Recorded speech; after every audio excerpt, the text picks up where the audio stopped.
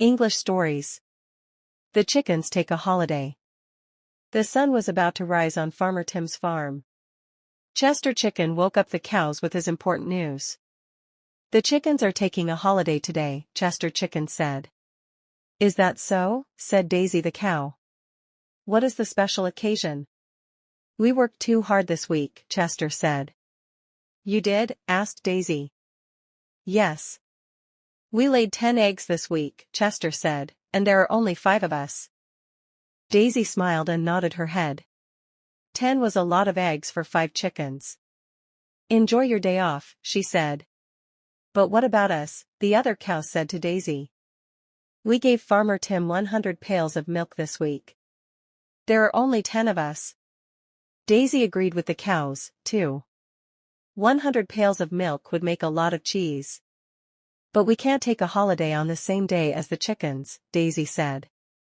What would Farmer Tim say? Daisy and the cows moved over to a patch of grass to have their breakfast. The chickens are taking a holiday, Daisy told the trees. And we don't think it's fair. The trees were not happy with this news. I've dropped over 1,000 apples this season, one said. And I've had 1,000,000 cherries picked, said another. The wind blew, and the trees put on their angry faces. We deserve a holiday more than the chickens, the trees shouted together. We worked too hard all season. This woke up the rake that was sitting on the grass underneath the trees. Have you heard the news? The apple tree asked the rake. The chickens are taking a holiday. They think they worked too hard this week. The rake stood up and announced its disapproval.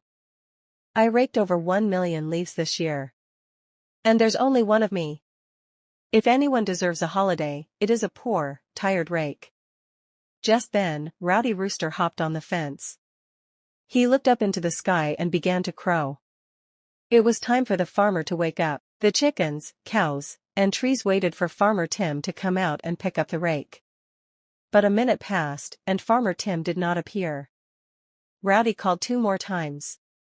Call him again, the chickens yelled to the rooster.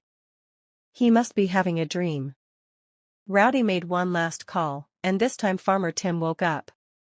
But he didn't come out and pick up the rake, feed the milk, or check on the eggs underneath the chickens. Instead, he opened the window and shouted loud enough for everyone to hear, I worked too hard this week, I say. It's time I took a holiday.